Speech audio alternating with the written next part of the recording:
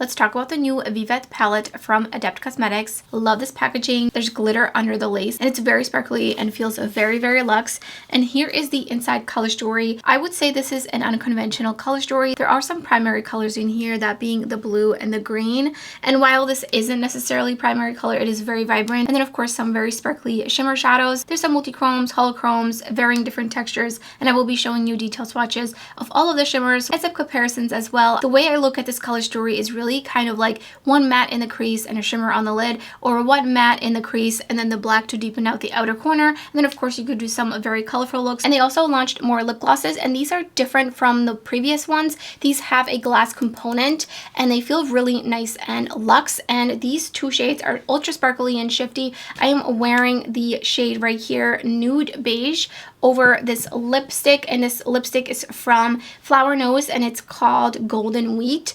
And it feels really nice and comfortable and moisturizing so far, but I will have to keep you updated. And I did receive the palette and the lip glosses in PR. Thank you so much to Adept Cosmetics for sending it over to me. I do have an affiliate code, which I will put up on the screen in case you're interested in this palette or anything else on the website. And thank you so much if you do use my code. And I will be showing you how I created these two looks, so let's get right into it. These are the top 3 shades from left to right, and none of these are squishy or emollient. They do feel dry, and I think you can tell from just this swatch how this one is maybe less sparkly but smoother. This one is a little bit chunkier but more sparkly, and this one is very small smooth particles but has extra sparkle, a couple of different flecks throughout it.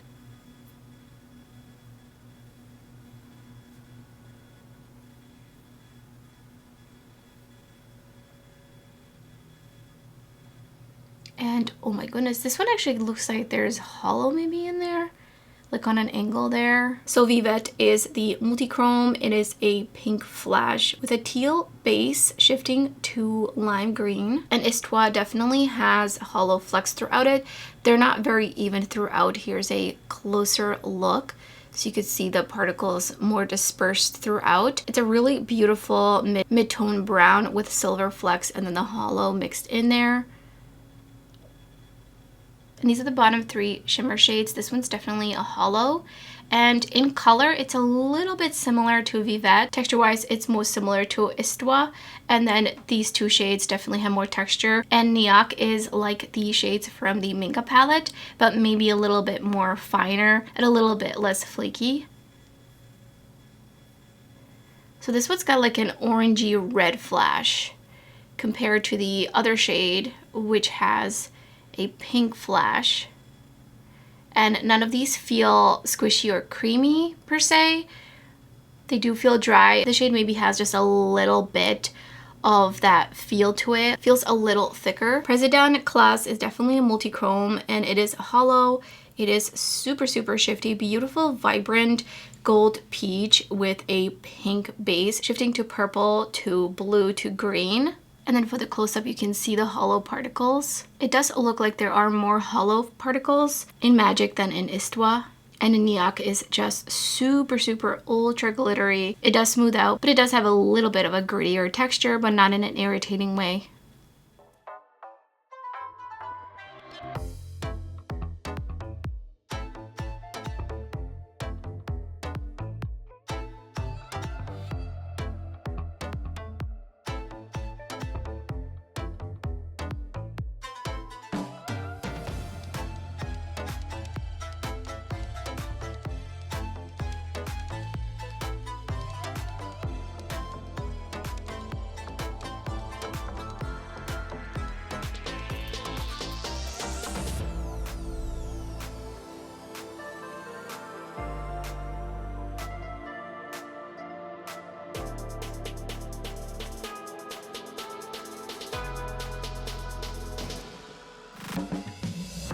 I primed with the Pat McGrath eyeshadow primer, and I'm picking up Barnaby Blue, and I'm gonna put that into the crease and into the outer corner and a little bit underneath my lower lash line just to connect it all.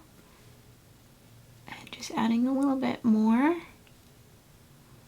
and blending it outwards, and a little bit like whatever's left on my brush and on the lid, just blending it into my inner crease. And I'm gonna tap on a little bit more. Next I'm picking up ink and I'm just gonna deepen out this outer corner just a tad. I really just want to keep it to the outer corner right up against my lash line. Just to add just a tad in there. Just kind of packing it on first and then swiping it outwards. I don't want it to overtake too much here. Going back in with a little bit more Barnaby blue. And I'm just blending it into the black out here. Kind of glad I didn't do my base. I'm having a little bit of fallout. Putting down a little bit of the Devinah Cosmetics Specular Sparkle Primer. And I'm putting down Vivette. I'm just picking it with the same Cinch Beauty 01 brush. And I'm putting that kind of center lid down onto the outer corner. I think this shade goes really well with the blue. And it is a little bit kind of textured and a little bit flaky, but it is dry, which is definitely really nice. And then I'm going to take Magic and I'm going to put that on the inner corner. I really wanted to use these two shades together. This one is hollow because I want to see the difference. So this one has like an orangey flash, while this one is more like a pink. But I do feel like on the lid there may be a little bit similar. I'm going to swoop this one up just a little bit higher and bring it up into my inner crease. There's definitely a difference, but they're a little bit similar. Here's the first finished look. Onto the second look, I primed with the Natasha Denona eyeshadow primer. And I'm going to be taking Zanmi. And I'm just going to put that into the crease, and that's going to be it for the mattes for this look. I'm really missing a neutral matte in here because there's two neutrals specifically that are brown in the palette. And I think that having a matte brown in here would have been really nice. So I'm just blending that out, and then blend it out super fast and very nicely. I really want to use Belmaron, and I think I want to use it maybe as like a deepening up shade actually. So I picked up Belmaron and I misted it just a little bit just for the initial kind of pack down here. Oh yeah, I think that one goes really well with this matte actually. But I do want to kind of blend it out and feather it out over here. So I'm going to take like a denser, smaller blending brush. Blend Bunny B4 brush, and I picked up some of the shade. And I'm just going to basically focus this on the outer corner. And just really feather it out here. That looks super nice, blend it out. I'm going to go back in with this blending brush and just blend the edge here, since this doesn't have a shimmer on it. And then for the inner portion of my lid, I think I'm just going to use my pinky. I'm going to go in with Histoire. Oh yeah, this shade is so sparkly. So pretty. I love this one. This one would be really nice layered over the other shade.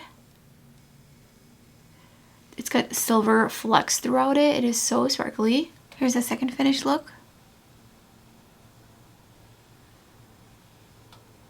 So I do need to use 3 of the mattes, but the mattes that I did use in these 2 looks applied really easily and very nicely, and I had no issues with layering. But I will definitely be trying those out before I give you my final thoughts in my monthly palette ranking. The mattes do kind of color spawn with the colors of the shimmers as well. So you could use like Vivette and Barnaby Blue together. You could use these 2 together, and then these 2 together, and then these 2 together. I do wish that there was a matte brown in here just to ground the palette and the color story overall, especially because we do have 2 neutral leaning shimmer shades, and you can pair those with the brighter shades. But I think it would have been nice to have that opportunity maybe instead of this shade, but that is just purely based on my preferences and just what I felt like looking at this color story and putting looks together. Something was just missing from the palette. As for the shimmers, I'm very happy that none of these are squishy, overly emollient, anything like that. Some of them have a little bit more texture to them. So this one, and this one for sure. And I love this shimmer shade and this one as well. These 2 are a little bit similar. This one does have a hollow effect, and they do